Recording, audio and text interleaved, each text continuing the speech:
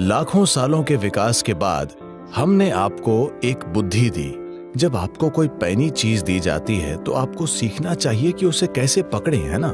ये समस्या बन गई है क्योंकि हमने आपको बहुत ही जटिल मशीन दे दी और आपने उसे चलाने का तरीका जानने की परवाह ही नहीं की।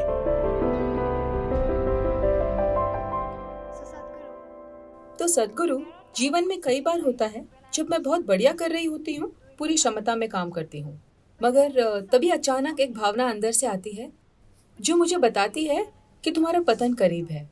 ये मुझे परेशान करता है और शायद आप बस लैंड कर रही हैं। हाँ, और इस भावना के सिस्टम में आ जाने के साथ मेरा प्रदर्शन वास्तव में खराब होने लगता है। तो सद्गुरु, हम अपने अंदर के दानवी आवाजों से कैसे लड़ सकते हैं? आपके अंदर कितने सारे दानव हैं? मुझे लगा कि सिर्फ एक दानव है, वो आप हैं। इसमें हमें बहुत स्पष्ट होना चाहिए। देखिए, अगर आप अपने अंदर दो आवाजें सुन रही हैं, एक दिव्य आवाज और एक दानवी आवाज, इसका अर्थ यह नहीं है कि कुछ शानदार हुआ है। इसका अर्थ है कि आप या तो मानसिक रोगी हैं या प्रेतग्रस्त हैं।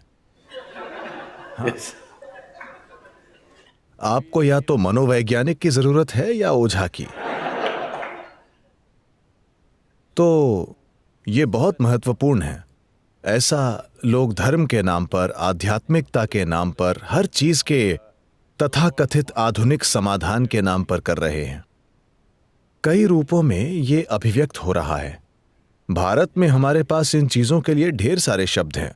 अगर आप किसी से कुछ कहें, ओह ये मेरे संस्कार है, मेरा अहम ऐसा कर रहा है, ये मेरी आत्मा है, ये मेरा ये है, ये मेरा वो है।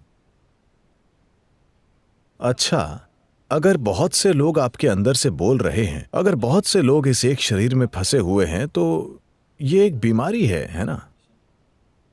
हेलो? अगर इस शरीर में एक से अधिक लोग हों तो ये बीमारी है या नहीं? सिर्फ एक। ये शरीर सिर्फ एक के लिए बना है ना?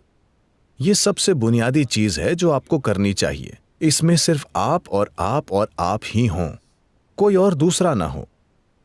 जैसे ही कोई दूसरा होता है, ये एक चाल है। शुरू में आप ये चाल चलते हैं। जब कुछ अच्छा होता है, बिल्कुल ये मैं ही हूं। जब कोई चीज नहीं होती है, मैं नहीं जानता, कोई दूसरी आवाज, कोई और, मेरा अहम, मेरा।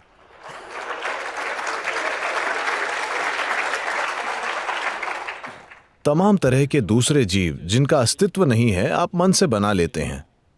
आप इसे आत्मा, परमात्मा कह सकते हैं। ईश्वर आपके अंदर बोलता है, शैतान आपके अंदर बोलता है। देखिए, जब भी लोगों ने कहा, भगवान ने हमसे कहा, मुसीबतें आई हैं। हाँ, क्या आपने देखा है? कभी अमेरिका के राष्ट्रपति एक बार करीब 15 साल या 18 साल पहले बोले, ईश्वर ने मुझसे कहा।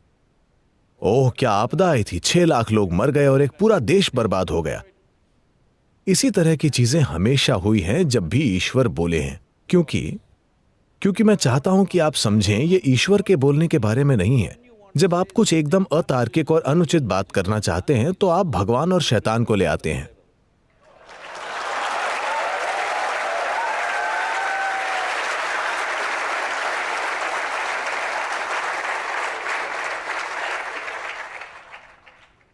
इसलिए अगर एक आवाज से अधिक है तो आपको बाकी आवाजें मारनी होंगी। इसके लिए आपको समझना होगा कि मनुष्य का दिमाग जटिल है, तो हम जो हैं उसकी जटिलता हमारा सबसे बड़ा उपहार है कि नहीं? दिमागी जटिलता ही हमें वो बनाती है जो हम हैं। यह सबसे बड़ा उपहार है, मगर इसी से हर इंसान दुखी भी है। मैं आप सभी से पूछता हूं, पिछली बार कब आपको खंजर से मारा गया था? हेलो? नहीं, वे वाकई आपको अनदेखा कर रहे हैं।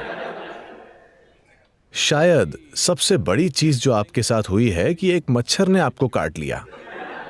इस तरह का कष्ट दुनिया आपको दे रही है। बाकी सभी कष्ट खुद के दिए हुए हैं, है ना? तो आप ऐसे दुखी क्यों हैं? क्योंकि मैं आपसे एक आसान सवाल पूछूंगा, मुझे हां या ना में बताइए, क्योंकि मैं आपके जवाब के अनुसार आपको आशीर्वाद भी दूंगा। आप अपनी बुद्धि को तेज बनाना चाहते हैं या मंद?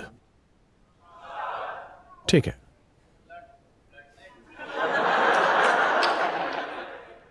ये लोग किस विभाग के हैं?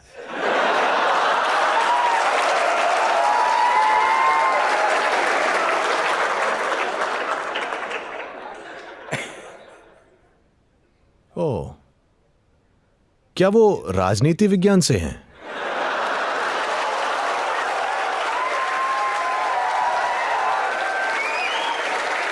Is it one of the disciplines, sir? क्या ये यहां एक विषय है? नहीं, फिर कैसे?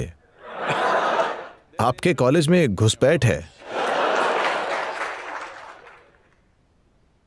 तो आप स्वाभाविक रूप से चाहते हैं कि आपकी बुद्धि तेज हो।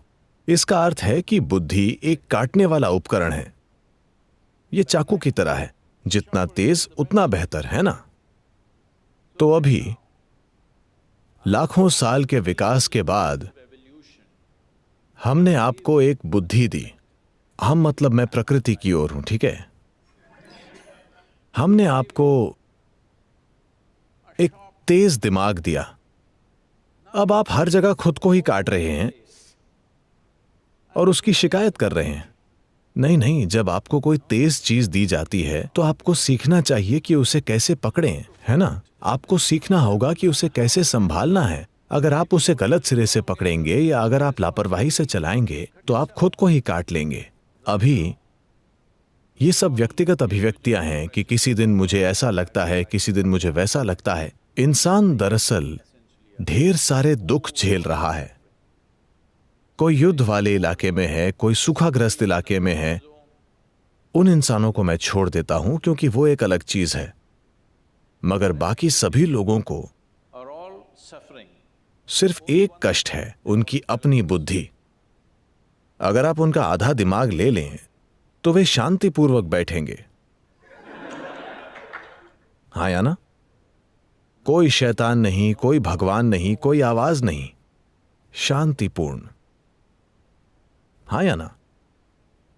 तो हम अपने सबसे बड़े उपहार की शिकायत कर रहे हैं।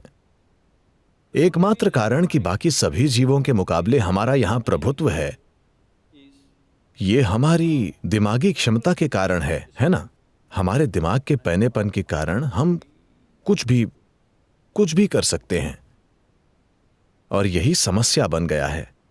तो यह समस्या इसीलिए बन गया है क्योंकि हमने आपको बहुत जटिल मशीन दे दी और आपने उसे चलाने का तरीका जानने की परवाह ही नहीं की और आप उसे आंख मूंद कर चलाने की कोशिश कर रहे हैं। अब तमाम चीजें बोलेंगी।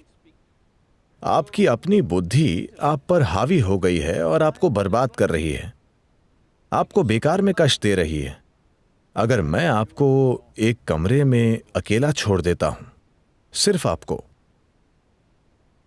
अगर आप फिर भी दुखी होते हैं तो इसका मतलब है कि आप बुरी संगत में हैं, है ना? हेलो? अगर मैं आपके साथ हूं और आप दुखी हुए तो शायद वो मैं हूं, मगर आप अकेले बैठकर दुखी हो रहे हैं, इसका मतलब आप बुरी संगत में हैं, है ना? आपको वो एक चीज ठीक करनी होगी कि ये कभी बुरी संगत में ना हो। ये सबसे अच्छी संगत है जो आपके पास है।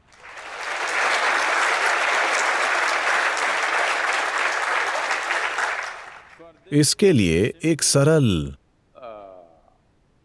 इलाज है। सरल इलाज बस ये है, आप बस इतना देखना शुरू कीजिए, मेरे जीवन में मेरे साथ जो भी हो, अच्छी चीजें हों, बदसूरत चीजें हों, बकवास हो, शानदार चीजें हों, चाहे जो कुछ भी हो, और मेरे जीवन में जो भी नहीं हुआ वो सब मेरी जिम्मेदारी है। तब सिर्फ एक व्यक्ति होगा। अगर आप देखते हैं कि यह मेरी जिम्मेदारी है तो सिर्फ एक व्यक्ति होगा, वरना यहां से भगवान बोलेंगे, वहां शैतान बोलेगा, यहां से आत्मा बोलेगी और कहीं और से परमात्मा बोलेंगे और वे सब आपको पागल कर देंगे।